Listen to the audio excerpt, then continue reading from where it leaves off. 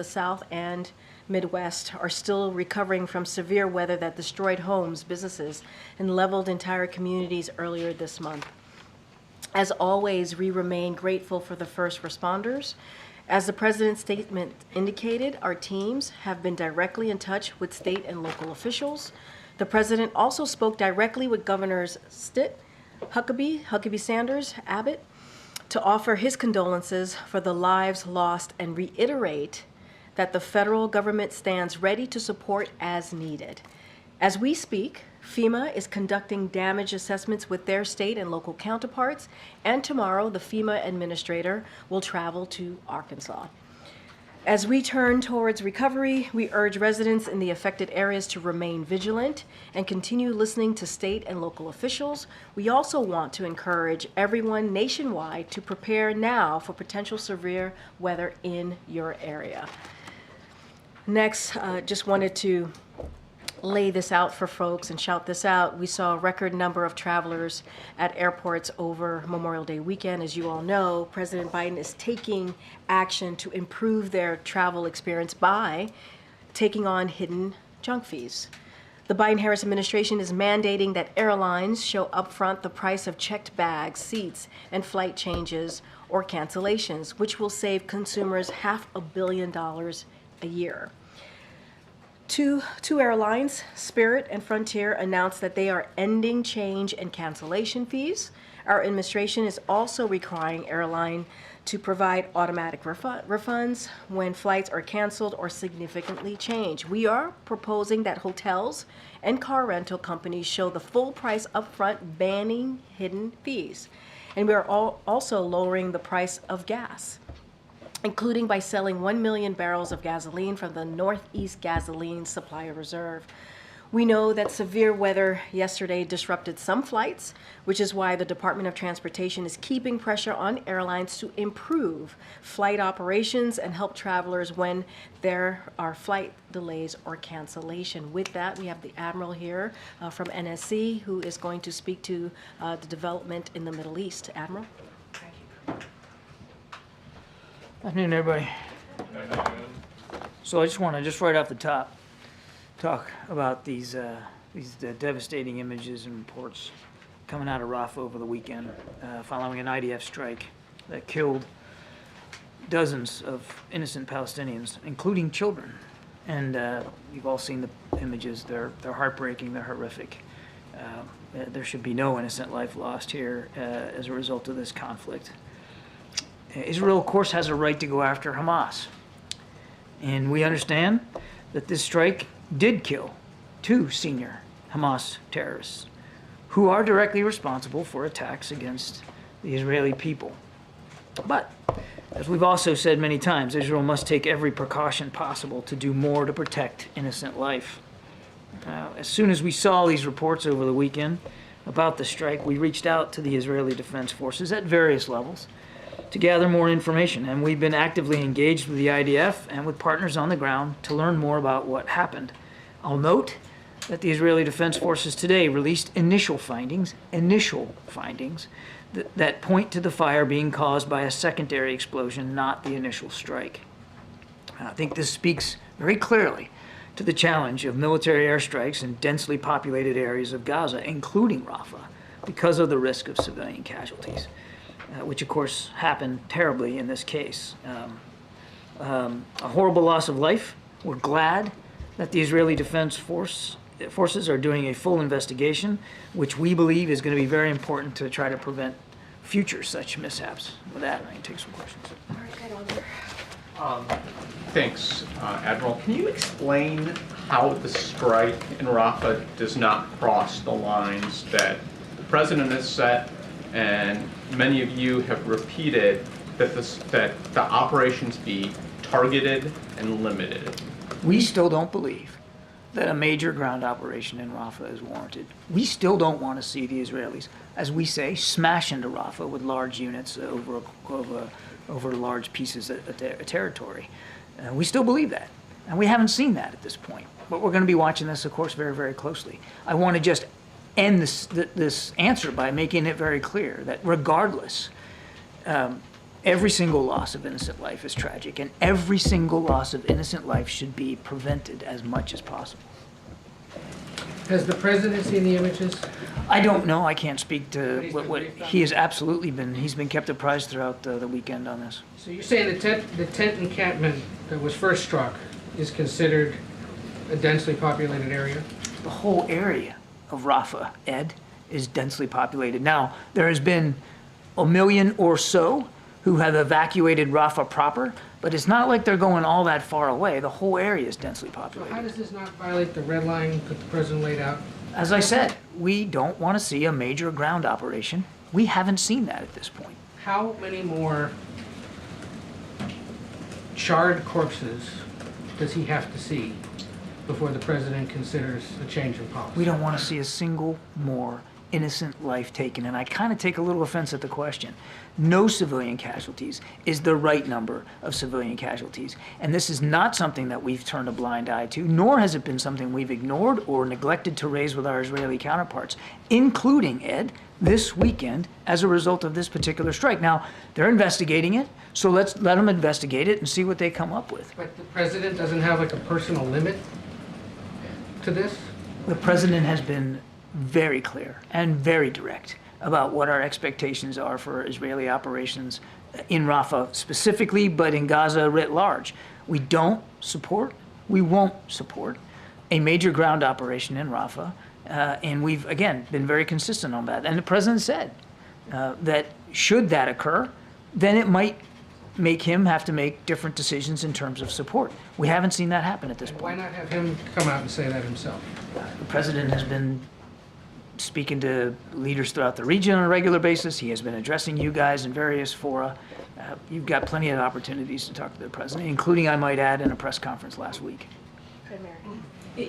You've said now that you don't think a major ground invasion is happening in Rafah right now, but as you note, this is a densely populated area. It all is. I understand that this might be a secondary explosion. The Israelis are describing it as a tragic mishap, but isn't this exactly the kind of incident that you have been concerned about this whole time? As I said in my opening statement, this exactly does speak to the challenge of military operations in a densely populated area. A challenge, I would add, Mary, that we have been sharing and our perspectives on with the Israelis from our own lessons learned in places like Iraq and Afghanistan. This incident speaks exactly to that challenge. And despite the loss of life here, do you still believe that this strike was precise and proportional?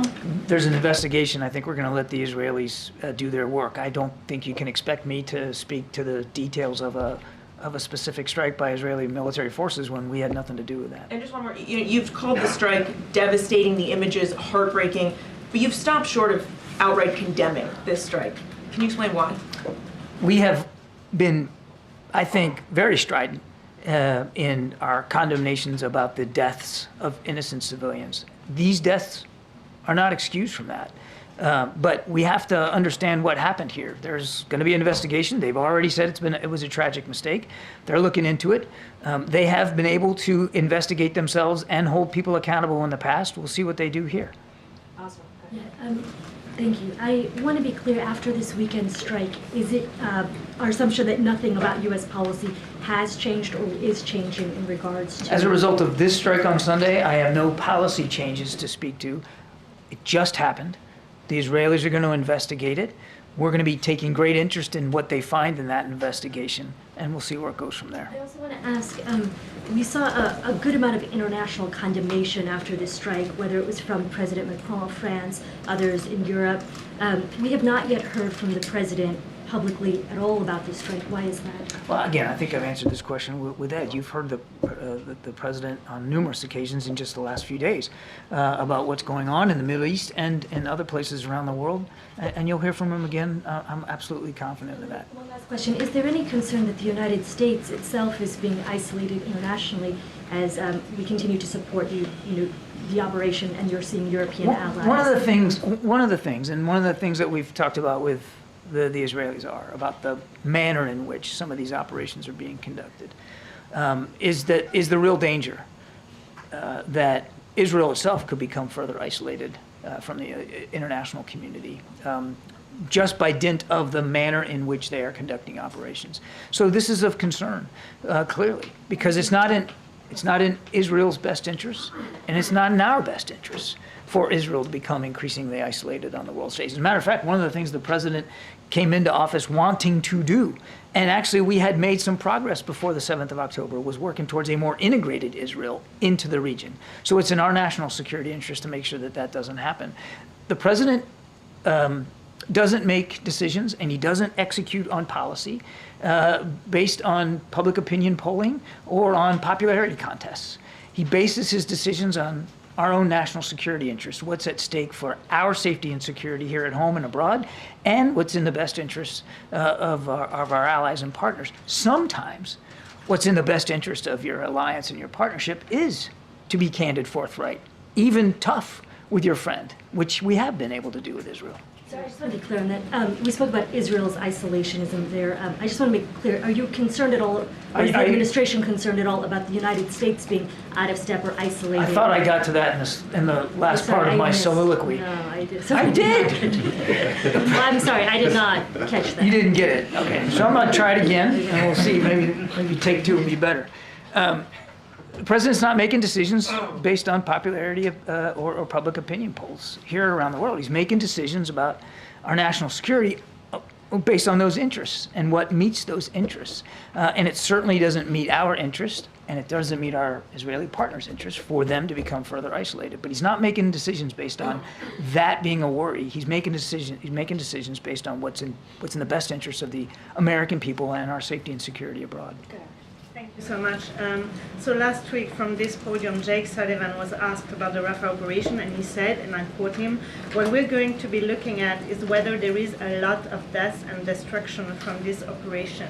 So if what happened this weekend doesn't qualify as a lot of death and destruction, how would you describe it, and how would you quantify what a lot of death and destruction in Rafah is? We don't. There's not like a measuring stick here or a quota.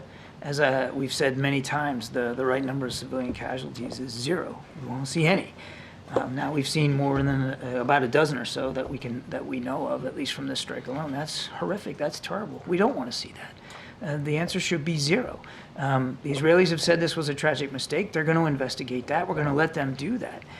But we've also said, and this is the other part of what Jake said, is that we don't want to see a major ground operation in Rafah that would really make it hard for the Israelis to go after Hamas without causing extensive damage and potentially a large number of deaths. We have not seen them do that at this point, but we're watching it very closely. Admiral, you've said repeatedly that the U.S. doesn't want to see a major ground operation in Rafah, but Israeli tanks just moved into central Rafah. How is that not a major military operation? Well, again, I don't want to talk about Israeli Defense Force operations, but my understanding is, and I believe the Israelis have spoken to this, that they are moving along something called the Philadelphia corridor, which is on the outskirts of the town, not in the town proper. That's what the Israelis have said. We're not on the ground, Gabe. We're not there. I mean, we don't have troops that can look at every single soldier and where they are. We're going based on what the Israelis are telling us and what they're saying publicly, and what we're able to discern as best we can. As you and I speak here today, we have not seen a major ground operation, and these tanks are moving along a corridor that they have told us previously that they would use on the outskirts of the town to try to put pressure on Hamas. NBC's crew in Gaza has described it as being central Rafah. If it were to be central Rafah, would that be considered a major? A single tank? A single tank with a dozen or so guys? And I mean, we're talking about, you're dragging me into a hypothetical, and I hate that, but one tank, one armored vehicle does not constitute a major ground operation. Now, I'm not saying that that's what's going on right now. What I'm telling you is what the Israelis have told us about what they're doing. They tell us on the outskirts. A major ground operation is, thousands and thousands of troops moving in a maneuvered, concentrated, coordinated way against a variety of targets on the ground. The kinds of things we've seen, we've done ourselves. That's what we're talking about here. And then one last thing on a strike today, at least 21 people killed in a strike that hit a tent encampment in southern Gaza today. What's the U.S. response to that? We can't verify those reports. The Israelis are saying publicly that there was no such strike, so I'd point you to them. I can't speak to it. Thanks. And just want to make this very clear between what's happened on Sunday, what's happened in terms of the ongoing ground operations since. There's nothing that you have seen thus far that would prompt a U.S. withdrawal of more military assistance. I believe that's what I've been saying here. Okay, cool. And just want to get your reaction as well to the House Republicans asking for sanctions against the ICC or some of its officials. Is that something that the Biden administration is going to support? No, we don't believe that sanctions against the ICC is the right approach here. No. I mean, look, we obviously don't believe the ICC has jurisdiction. We certainly don't support these arrest warrants. We've said that before. We don't believe, though, that sanctioning the ICC is the answer. Thank you, Karine. Admiral, please help me to understand. You just said that basically there is no major operation that you have seen by the Israelis in Rafah.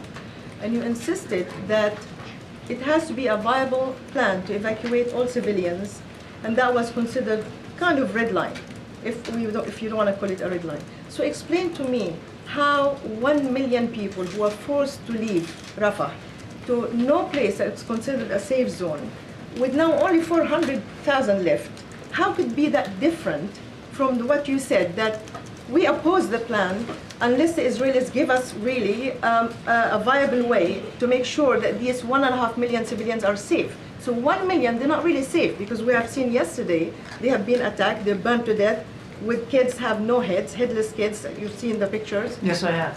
And then now, the Israelis, basically, their plan is to let these people leave, but not voluntarily. These people are forced to leave. So how could be this any different from your insistence that it has to be a good plan, a viable plan, a practical plan to make sure that these people are going to a safe place? I didn't say that everything that's happening in Rafah right now is perfect or good. No, I'm not saying that at all. What you said before.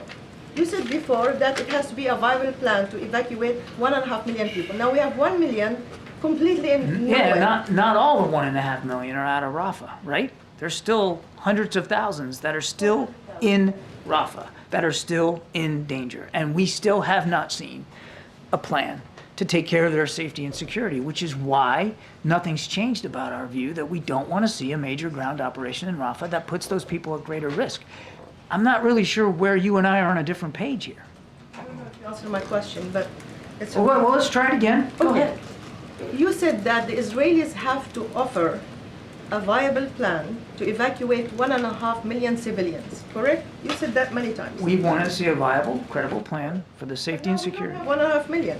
1 million already forced to leave into places that are not considered safe. You're only talking about 500,000, and this 500,000 over the next few weeks probably will be down to few Look, thousands. what happened on Sunday was terrible and tragic, and you're right. Question, please? Do you mind? Thank you. You're right. Not enough has been done for the safety and security of the innocent people trying to seek refuge in and around Rafah.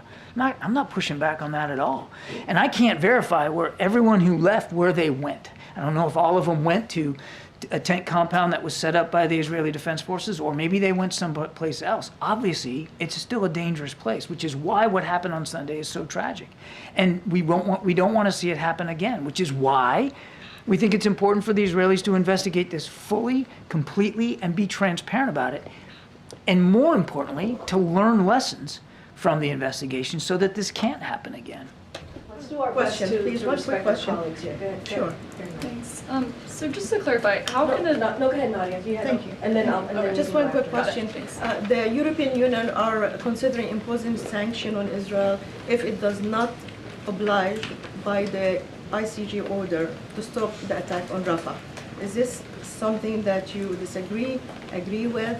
Do you think there is an isolation now, or there's a rift between you and the Europeans, the whole of EU, because they're the one who's wanting to I'll let the Europeans speak to that. We have no plans for those kinds of sanctions to put in place based on the ICJ ruling, a ruling that we do not, that obviously we do not concur with, nor do we see that they have jurisdiction. Thanks. So how can the administration not want to see a major ground operation, but not have a measuring stick your words to actually measure what is. The and question what was isn't? how many deaths? It wasn't a measuring stick about what a major ground operation was. The specific question was, well, how many deaths is too many? As I said, one is too many. We don't want to see any more. But what Jake was trying to do when he came up here to explain to you what a major ground operation entails, lots of units of tens of thousands of troops or thousands of troops moving in a coordinated set of maneuvers against a wide variety of targets on the ground in a massive way. That's a major ground operation. Pretty simple. I mean, it's not hard to discern that. I think it's very obvious what that is, and we have not seen them move in that way. What happened Sunday, tragic, very tragic. It was an airstrike. It wasn't the first airstrike that they had conducted in Rafah in recent days or weeks, not at all. But this one had tragic results, no question about that. Nobody was asking me about red lines a week or so ago when there were other airstrikes in Rafah that didn't cause civilian casualties. This is an airstrike. It's not a major ground operation. It's different. Now, again, we're not taking anything at face value either. We're not on the ground. So we're going to watch this really closely, and we are, as we were since Sunday, staying in touch with our IDF counterparts to make sure we can get the answers to the questions that we have, which are not unlike the ones you have. I wanted to circle back to the President's comments to Aaron Burnett earlier this month. I know you're saying major ground operation, but he didn't say major ground operation. When he was asked to clarify what his red lines were for withholding any any U.S. weapons, he said Israel had not yet moved into population centers in Rafah. Yeah. Does the U.S. currently not consider the strike on Sunday to have hit in a population center? And how do you define a population center? The President wasn't moving the stick anywhere. He was talking about major ground operations in Rafah proper, which is what we've been saying all along. And when he was referring to population centers, that's exactly what he was referring to. As I said in my opening statement, what happened on Sunday shows just how difficult military operations are in a densely populated area. And yes, of course, Rafah is a densely populated area. I guess there's still, I mean, you have the President saying that he doesn't want, Israel to target any population center. We are seeing, I know you said tanks are moving along the corridor, but we are seeing tanks in Rafah. We've now seen strikes continue to kill civilians, including children. Yeah. Just for, an average American who's watching their taxpayer dollars go to this, can you explain to them how this isn't a major military operation? Or just maybe it would help to explain what is a major ground operation when it comes to the Biden administration. I thought I already did that, but I'm happy to do it again. Now, first of all, I am not the IDF spokesman, and this is not Tel Aviv. This is the White House press briefing room. And I am not, today or any other day, going to take it upon myself to speak to Israeli military operations, the planning, the intent, and the tactics that they're using. You should be asking Admiral Hagari that question. He's the IDF spokesman, not me. What I will tell you is that what we have seen is essentially, so far, what the Israelis said they were going to do. They were going to close down the crossing to shut off the revenue to Hamas that comes across that crossing, at least for a while. And they were going to go after Hamas terrorists in as precise a way as possible, that they were not going to, quote unquote, smash into Rafah with a lot of ground forces. As you and I speak here today, that is still the case. We have not seen them smash into Rafah. We have not seen them go in with large units, large numbers of troops, in columns and formations, in some sort of coordinated maneuver against multiple targets on the ground. That is a major ground operation. We have not seen that. What we've seen is they have targeted tunnels. They have definitely done airstrikes. This one with tragic results, but not all of them with tragic results. And yes, they are moving some armored vehicles along a corridor on the outskirts of Gaza, along a corridor, by the way, that they told us they were going to use. So everything we're seeing, and we can't see everything, but everything that we can see tells us that they are not moving in a major ground operation in population centers in the center of Rafah. But as I also said in my opening statement, we're going to watch this hour by hour, day by day, and we will stay in touch with our Israeli defense counterparts about what they're doing. There's been different numbers out there. Can you just clarify, does the U.S. have an accurate number of Palestinians that have fled Rafah, and how many displaced Palestinians are still in Rafah? And for the Palestinians that fled, just where are they? I mean, there's no safe place to go. Let me go back and we'll get you some better numbers, the best I can. Most of the numbers that we're getting, though, again, we're not on the ground counting noses. So we have to rely on other sources, whether it's international organizations or the IDF. Roughly speaking, more than 1 million of the 1.5 million people that were seeking refuge, we estimate more than 1 million, have fled Rafah. Now again, to Nadia's question, where'd they go? I can't tell you every tent compound they went to and who's running that. I just can't do it. But there are several 100,000 that we still believe are in Rafah. However, I will take the question and we'll see if we can get a better sense of the numbers for you. Thanks, John. I just wanted to clarify an earlier answer where you were asked by someone in the front row about condemnation of what happened in Rafah. And my transcription of what you said is, we have been, I think, very strident in our condemnation about the deaths of innocent civilians. These deaths are not excluded from that. So you do condemn what happened in Rafah? We certainly condemn the loss of life here, but there is an investigation going on, and we want to make sure that the Israelis have a chance to do that in a fair, transparent, credible way. Look, I know what you want me to say. I get it. There should be no civilians killed. I'm not going to stand up here and make an excuse for any single individual civilian being killed. There's no excuse for it. It should not happen. Now, it does happen in war. It happens sometimes deliberately, sometimes it happens by tragic mistake. We will find out soon what was the case here on Sunday, and then we'll go from there. But no civilian casualty should be acceptable. And what is the administration going to do, whether it was a tragic mistake or deliberate? Well, let's see what the investigation says. So you're going to wait for the Israelis to investigate Let's themselves? see what the investigation comes up with. If we had done this, I think we would want the benefit of having the opportunity to investigate it and to figure out what happened. But it's not the same thing. We're giving them billions of dollars in weapons.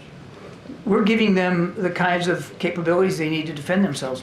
Maybe some people have forgotten what happened on the 7th of October, but we haven't. 1,200 Israelis, innocent Israelis, slaughtered, mutilated, raped, tortured. And they're living right next to that kind of threat. Still a viable threat in Rafah, by the way. If you think Hamas is just gone, they're not gone from Rafah or from Gaza. And if you think they've abandoned their genocidal intent towards the nation of Israel, think again, they haven't. So Israel has every right to not want to live next to that kind of threat. And yes, we're going to continue to provide them the capabilities to go after it. Thank you. Admiral, the administration has been leaning heavily in recent months into the IDF assessments, investigations into these attacks. But on at least 2 occasions last fall, the U.S. conducted its own investigations into a strike on the hospital, or at least gathered its own intelligence to support the claims that the Israelis were making. Why isn't the U.S. conducting its own investigations anymore, or gathering its own? We didn't conduct our own investigations. We had some intelligence assessments that we felt comfortable with, like the Al-Shifa hospital many months ago, that we could, that gave us a sense of our own individual assessment of what happened. Our intelligence community was able to give us that level of knowledge and awareness, but it's case by case. Sometimes it is, sometimes it's not. I don't know in the case of this. This just happened 2 days ago. So I don't know what we know about this that would give us some sort of independently verifiable context about what happened. We aren't on the ground.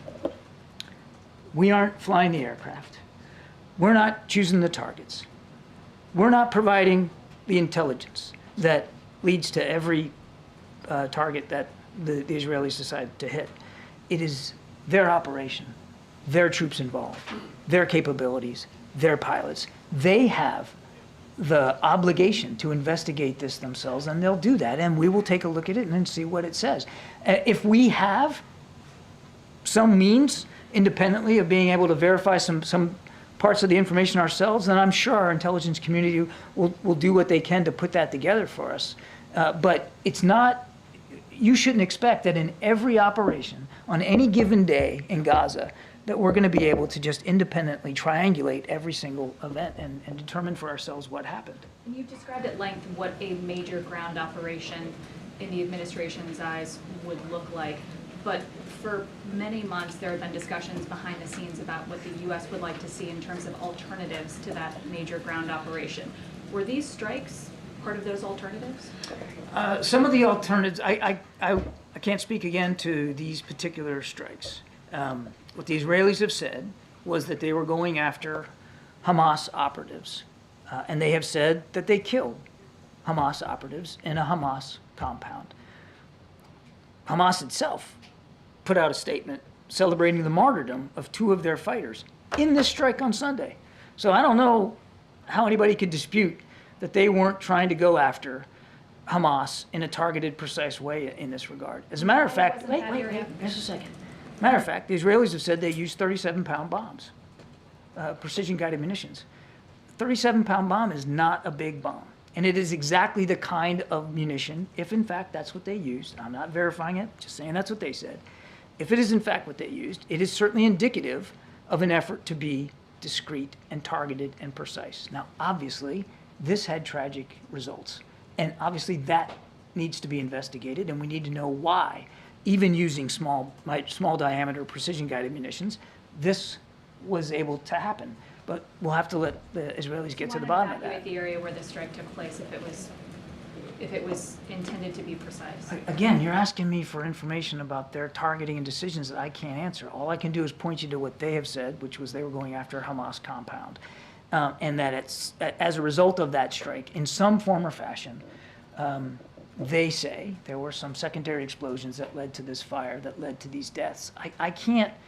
I just physically can't connect those dots for you since we weren't involved in that operation. It's important to let them investigate it. I have questions on different topics, but one quick follow-up on Rafah. Is there a feeling here at the White House that Prime Minister Netanyahu's policies put President Biden in more and more difficult position? And you also. Me? I'm perfectly comfortable. I'm fine. Thank you. No, I mean, the president takes the weight of these decisions very seriously. He takes his obligation to Israel very seriously. And the responsibility that the United States has to help Israel defend itself against a truly genocidal threat. You want to talk about, and throw that word genocide around? Then read the Hamas manifesto. That's there. He also takes very seriously our obligations to make sure that innocent Palestinians don't suffer anymore from a war they didn't start, and they're not responsible for this. Mr. Sinwar started this war. And no other nation, no other leader is doing more than President Biden is to get humanitarian assistance in, to try to get a hostage deal in place, to try to find a way to end the conflict. President Biden is leading on all those scores. So these are tough decisions. It's a tough issue, and he's doing the best he can to act and lead according to his principles. On a different topic, a question about suspected Russian sabotage operations in Europe, including arsons. Just yesterday, in response to those activities, Poland restricted movements of Russian diplomats in Poland. So what's going on there? And what's your reaction? And are you tracking any similar activities, Russian activities, here in the U.S.? Talk about like election interference, sabotage, that kind of thing? Those yeah, we're watching this with great concern. I wish I could say that it wasn't part of the Russian playbook, but it is. And you don't have to look too far in the distant past to see that. So we're working hard with our European counterparts to do everything we can to build resilience, not just for ourselves here at home, but for them overseas. Can I ask a question about the talk the president had with the president of Mexico a month ago? They committed to new actions on the border. I'm wondering if you've seen an impact with that and whether you expect the election and the ultimate transition period to have an impact on that. In other words, a month ago they pledged immediate action to crack down on the border. Have you seen anything from that? We have seen. owe you a better answer. I admittedly don't have the data in front of me, but we have seen decreases of the numbers of people arriving at the border. The Mexicans have stepped up to stem the flow along some of those routes, particularly rail and road routes. They have also done quite a bit to work with us on cracking down on these criminal gangs that are actually leading these efforts. So I'll get you a better answer, but yes, we have seen a difference. Do you expect that policy to continue past the election that's upcoming here on Sunday? We have every hope and expectation that it will. I mean, I'll let the Mexican people speak to their democracy and how and who they want to govern them. But I'll just put it this way, we certainly have no expectation that Mexican cooperation and support is going to diminish. Thank you so much, John. Russia's foreign minister has said that they're considering removing the Taliban from the list of banned organizations, which raises the possibility of Moscow recognizing the Taliban as legitimate. How does the U.S. feel about this move, and what message could it send to American rivals such as Iran or China? I think it sends a horrible message. The Taliban have not met any of the commitments they said they were going to meet when they took over. And that, not just the way they're treating women and girls, the way they're managing their own economy, the way they're taking care of their own people. We are in no position, nor will we be, to recognize the Taliban as the official governance of Afghanistan. And for Russia to do so, we believe that would send a bad message to others. I don't want to get into hypotheticals at this point, but it's an ill-advised course of action. And then China today urged Israel to comply with the ICJ ruling. They're, of course, a fellow member of the Security Council. This can be overturned by the Security Council, but how does the U.S. feel about China taking this step of basically interfering? Not surprised. Not surprised, not going to change our approach. Thank you. Thank you so much. One question on Rafah, just sort of following up on some of the previous questions. You've been very consistent today talking about major ground operation. In the past, you and other administration officials have used the term major ground operation, but you've also used the term major military operation. I'm wondering if what is happening in Rafah right now would be considered a major military operation, which the White House said it opposed previously. We do not consider this a major military or a major ground operation at this point, but again, we're watching it very closely. Would additional airstrikes constitute a major military operation? It would have to depend on what the size and scale and scope what we've seen so far. And again, this one had tragic consequences, but it was in the use of munitions that they said they used and in the targets they were going after, not unlike and not out of character of the other airstrikes they have participated in Rafah in recent days and weeks. So it wasn't out of that scope. Obviously, it had a different outcome here, which is incredibly tragic, but it wasn't of a different sort or different character than what we've seen them do. Separate question. There was a readout of the call between President Biden and President Sisi on Friday. The call said that there would be a major delegation going to talk about opening up the Rafah crossing. Can you give us a sense of who's in the delegation, when they're going to be going over, if it's going to be happening this week, and what the agenda might be for that? I'll take the question. We'll get it back to you. I don't have that for you. Sure. Can you say whether or not in the setbacks of the temporary pier, or is the U.S. going to increase airdrops for aid? Is there a mechanism to kind of make up for what's not getting into Gaza because of the pier being out of service? You'd have to ask the Pentagon. I'm not aware that there's going to be any increase in airdrops to supplement the problems that we've had with weather on the temporary pier. But the Pentagon would know more than I would. More broadly, does the president still believe that the temporary pier is a viable platform to get aid into Gaza? Given Absolutely, as a supplement. Okay, it was never intended to supplant what you can do on the ground through trucks and getting those crossings open. We said that from the get-go. We also said it's going to be tough. It's been tough. Weather plays a role. I mean, Mother Nature has a say here, and the Eastern Med, even in the summertime, can be a pretty rough place, and that's what's happening right now. But can it be a force multiplier? Can it add to? Absolutely, and I think they've so far gotten more than 1,000 metric tons in just off the temporary pier alone, which, you know what, considering the weather, considering the complexity of doing it that way, the multi-node stop you have to do to move from ship to pier to truck to ground. I mean, considering all that, that's still an impressive record so far. Okay, BBC in the back. Go ahead. You, sir. Go ahead. Thank you. John, what would the consequence be if there were an American strike on a legitimate terrorist target that ended resulting with 45 civilian deaths and some 200 others injured? What would that look like as an American response? I can't answer a hypothetical like that, but we have conducted airstrikes in places like Iraq and Afghanistan, where tragically we caused civilian casualties. We did the same thing. We owned up to it, we investigated it, and we tried to make changes to the way, we tried to learn from it, to make changes so that those set of mistakes wouldn't happen again, including as we pulled out of Afghanistan, where we did take we conducted an airstrike which tragically killed a father and some of his kids. We atoned for it, we learned from it, and we put in place procedures to try to prevent that from happening again, and that's what our expectations would be in this case. All right. Karen, you got a last question. Okay, sorry. Last question. Ukraine's President Zelensky had recently said that the ability to use Western-provided weapons to strike military targets inside Russia is essential for their success. He says he's appealed to senior U.S. officials to allow Ukraine to do this. Is the president considering this request? And if yes, what is he looking at right now?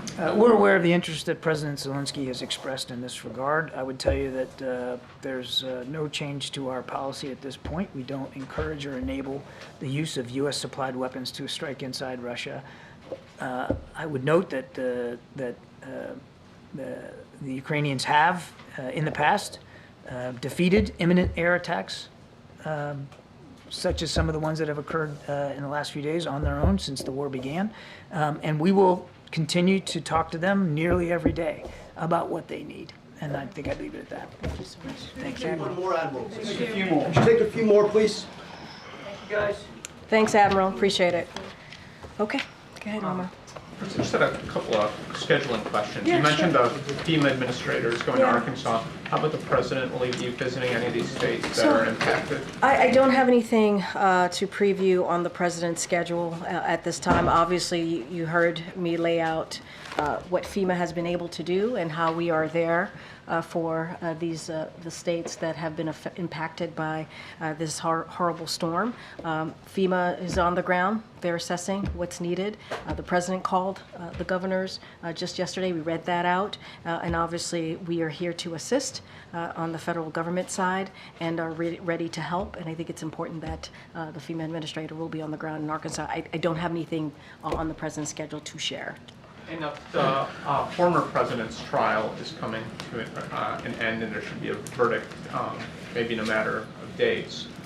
Will the president be commenting, delivering any sort of remarks on the verdict? I'm going to be super mindful here, as I always am, when it comes to especially this ongoing case, and also, as you all know, obviously the former president is a presidential candidate. I'm just not going to comment on that. I'm not going to speak to an ongoing case and to someone who is a candidate for 2024. And then finally, just on the ICC, mentioned that John had said that the president would not support sanctions.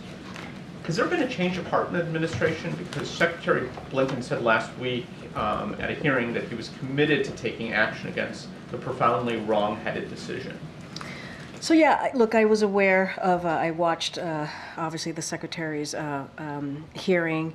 I think, look, as it relates to legislation, as it relates to specific sanctioning, that particular question, this is not something that the administration is going to support.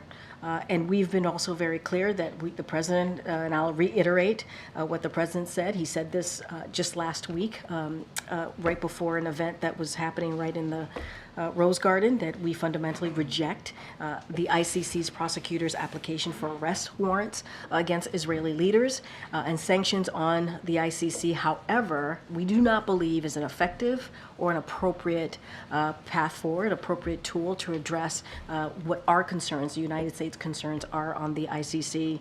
So we're going to work with Congress on other options. We're talking about specifically, obviously, sanctions, but on other options to address the overreach that we see by the ICC to apply for warrants against Israel officials. So we're going to have that conversation, continue to have a conversation with Congress, but when it comes to sanctioning the ICC, that is something that we do not support. What are the other options? We're going to have those conversations. I'm not going to preview those conversations for you, but Congress, obviously, we're going to work with Congress on this. Do you have any update on the president's meeting today with Governor Moore and other officials on the rebuilding of Key Bridge? Any updates on estimate of cost? Or So we'll have more to share later today. I don't have anything for you at this time. As you just stated, Governor Moore is here, and we'll have a moment with the president. I just don't have anything specific on at this time. But I would say more broadly, as you know, when the bridge collapsed, we were certainly engaged with the governor and local officials within hours, trying to assess and be there for the people of Baltimore, for the people of Maryland more broadly, on what we can do to get things moving, get that bridge going.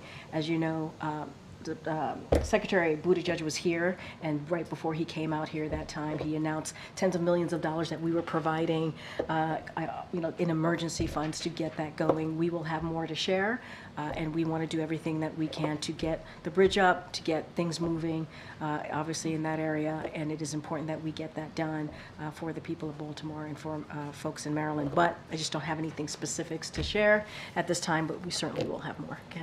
Thanks, Karine. The NATO Secretary General said late last week that he thinks Ukraine's allies, including the United States, should consider lifting restrictions on using weapons on targets inside of Russia. I just heard what Kirby said about that general issue, but is there a reason why the president's view is different from that of the NATO Secretary General and the president of Ukraine? So look, I mean, we've been very clear. You heard from John Kirby, you've heard from our National Security Advisor on our position on using that military assistance inside of that's something we want to see, or something we would obviously recommend doing.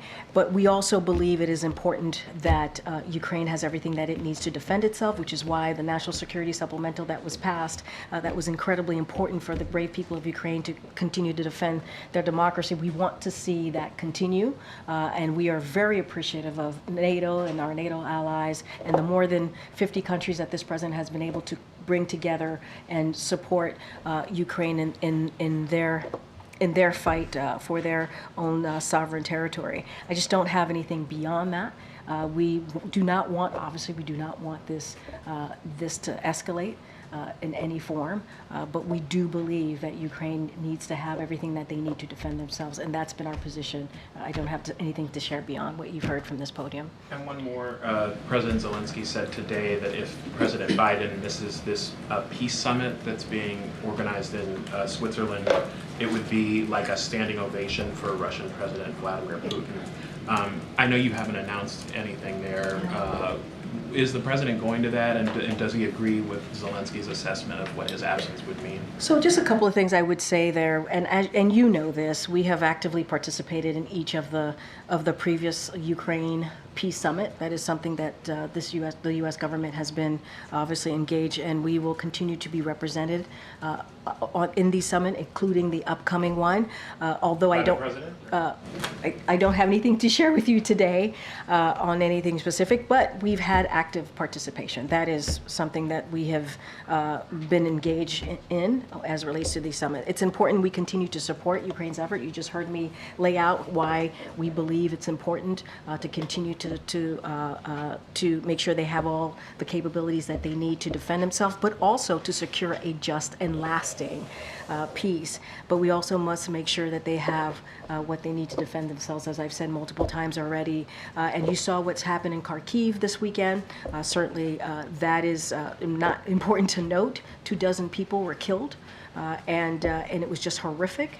And so this is why we need to continue to offer that assistance. We're surging assistance. On Friday, we just announced another package to Ukraine. That's how quickly we're trying to get that assistance out there.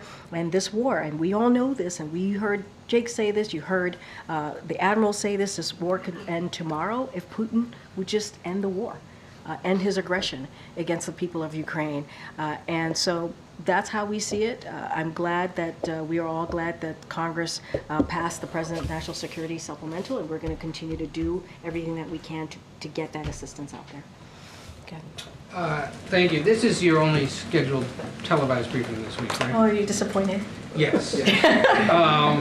Should we? I'm sorry about that. When might we get a briefing then on the trip next week? You know? I have to take a look at next week. I do not, off the top of my head, I don't know what next week looks like, but obviously, I know France D-Day, but I'm just talking about the beginning of the week before we head out to France for D-Day anniversary, and critical, important anniversary. Obviously, we will continue our drumbeat of having someone from NSC here ahead of the trip to take some of your questions. But you are correct, this is the only televised briefing of the week. Given that, and given something is scheduled to begin on Monday, I'm curious, how does the President plan to monitor the federal trial of his son, which is set to begin on Monday? Look, I don't have obviously anything specific to share about that. I'm always very mindful on speaking to that. I will say what I have said many times before. The President and the First Lady, they love their son.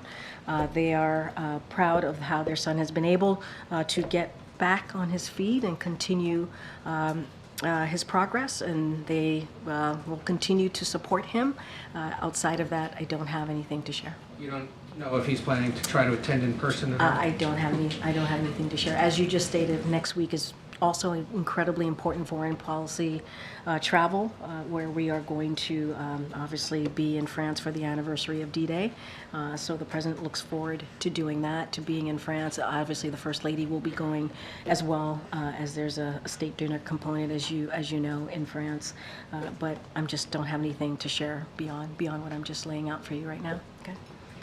As Ed mentioned, there's quite a bit of travel scheduled for the remainder of the week. Is there a plan in place for aides to update the President on the outcome of his predecessor's criminal trial? Is he going to be watching any? The President is, I mean, this is truly, the President is focused on what's in front of him right now, which is dealing with what's important for the American people, whether it's national security efforts or domestic policy, and that's the President's focus. I don't have anything to read out on the President's plan on watching a trial. That is just not something that he's focused on. He's focused on the American people, and that's what he's been focused on. Look, I'm not going to speak to a presidential candidate. Obviously, the former president is a candidate in 2024. I do not speak on trials. It's not something that I do from here, an ongoing trial, ongoing proceedings, legal proceedings. I don't have a comment on that at this time. Okay. Thank you, Karine. Are you guys here at the White House in full-blown freak-out mode? What are you talking about? What are you talking about? There's a Politico Peter? story. It sounds like Democrats outside, the quote is, Biden's stubbornly poor polling and the stakes of the election are creating the freakout. So, again, I'm going to be mindful. I'm not going to comment on 2024 election. I will say this. The President has never forgotten where he came from, who he is. He understands what the American people are going through as they're sitting around the kitchen table. You hear the President talk about his time growing up, where he watched his family having to sit around the kitchen table, making incredibly difficult decisions. And the President has always said he's going to fight for communities that have been forgotten. And you see that in the policies, economic policies that he's put forward. He's going to continue to fight for the middle class. He's going to continue to fight in every way that he can. You heard me at the beginning talk about junk fees, incredibly important. And he's going to continue to fight and to make sure that corporation greed doesn't continue to take hold. That is something that he's been very clear about, while Republicans are doing the opposite. They put out a policy where they want to give a big tax break to the wealthiest among us, billionaires and corporations. That's not what the President wants to do. On another topic, why did President Biden have a private meeting with a witness who plans to testify in court against his son? Can you say more?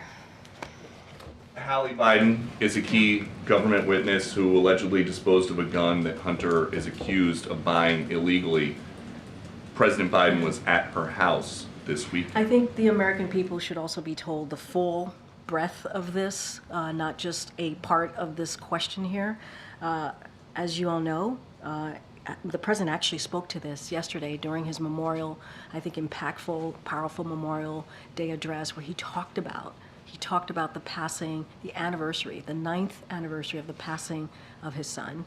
And he visited her as that anniversary is approaching. He visited her days before the anniversary of the passing of his son.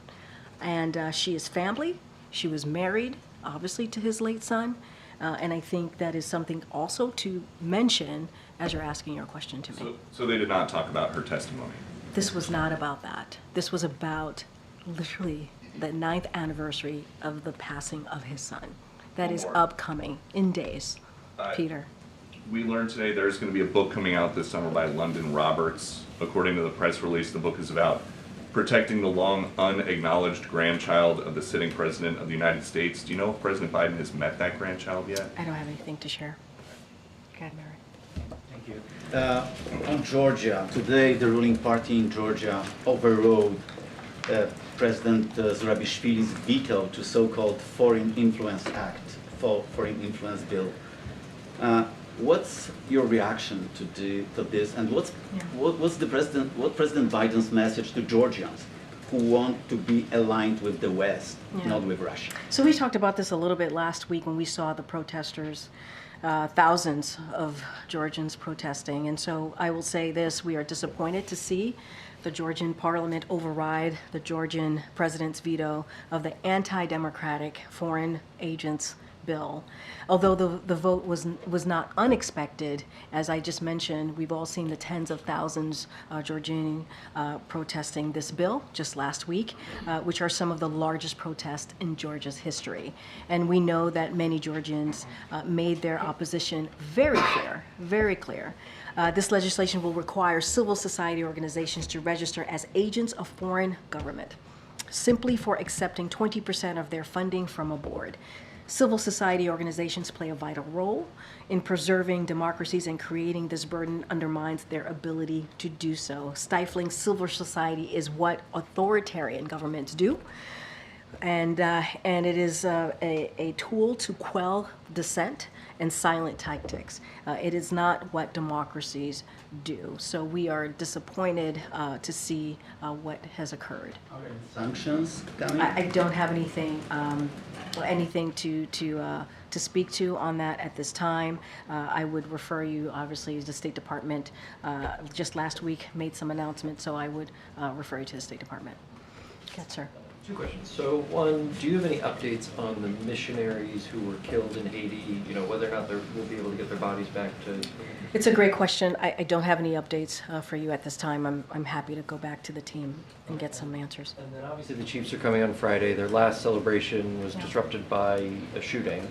Does the president plan on using this moment to talk about gun violence, particularly since we haven't seen any kind of legislative movement either at the federal level or even at the state level? Well, I mean, look, let's take a full look of what we... since the shooting, okay, I'm glad you made that point, because this president has taken more executive actions than any modern day president, more than 24 executive action on gun violence, on trying to prevent this epidemic that we see across our country. As you know, there was a bipartisan bill that was passed about 2 years ago now, or going to be 2 years ago. And so the president has been incredibly active on this. And since the shooting, he did create an office of gun violence prevention, which is the first historic office to happen. Obviously, the vice president is the head of that, but it has taken on the different executive actions that we have been able to get through, also components of the law that was passed in a bipartisan way to move some of those actions forward a lot quicker and offer, obviously, assistance on the ground. So, look, the president takes every moment that he can when there's an opportunity to speak on gun violence prevention and to call on Congress to take more action. I'm not going to get ahead of of the event, as you just stated, with the Kansas City Chiefs on Friday. So we will certainly have more to share as we get closer to that day. That's a good question.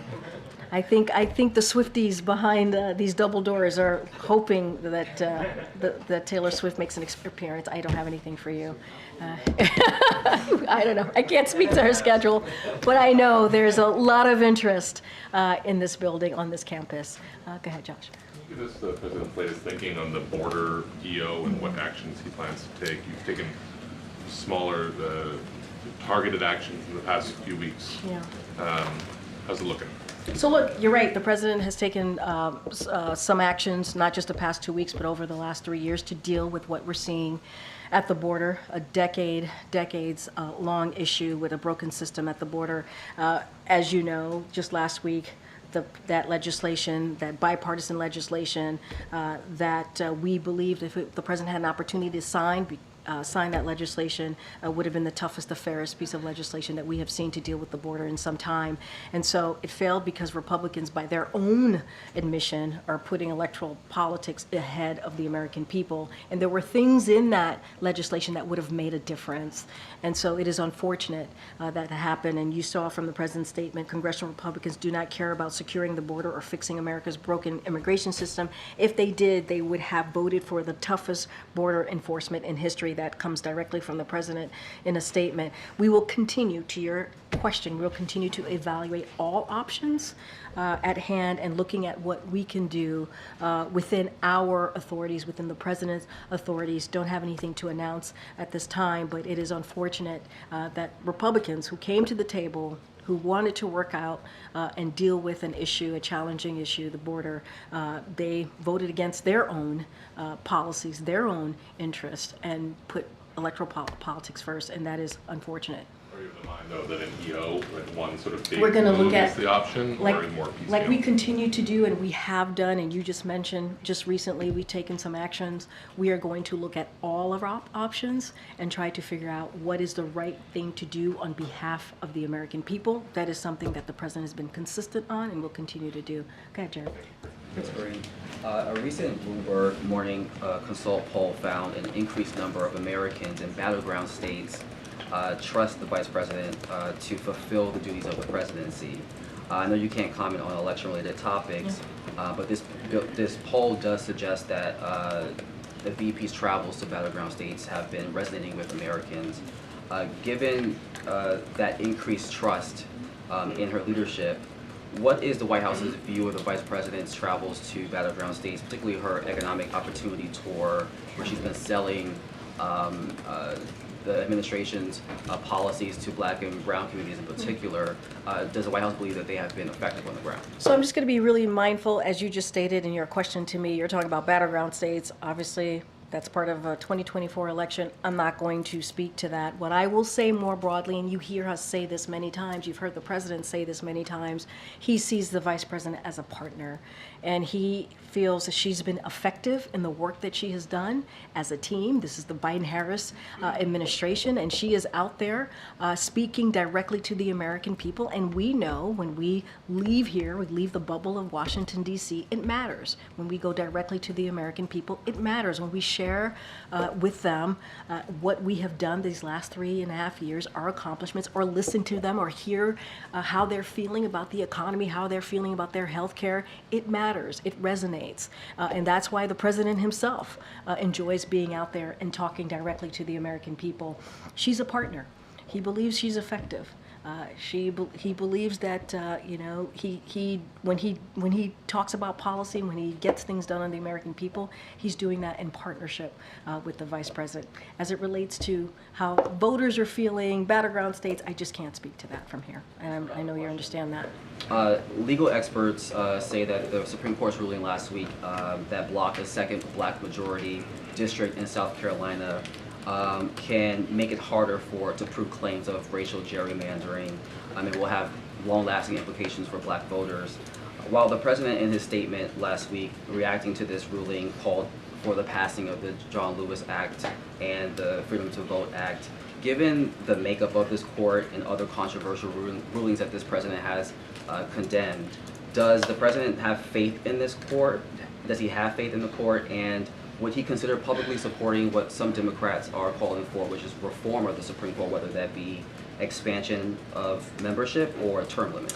So look, I don't have any announcement to make at this time on your question about reform, but I think I made this announcement last week about what the president has worked very hard to do in partnership with the Senate is making sure that we nominate extraordinarily qualified men and women and who are dedicated to the Constitution and who represent, right? We're talking about representation of the diversity of this country, the diversity of America, and that's a commitment that he's made. And just last week, we were able to announce the 200th judicial confirmation, and I was able to do that, and that's because the president and his work and what he has been able to do, again, with partnership with the Senate.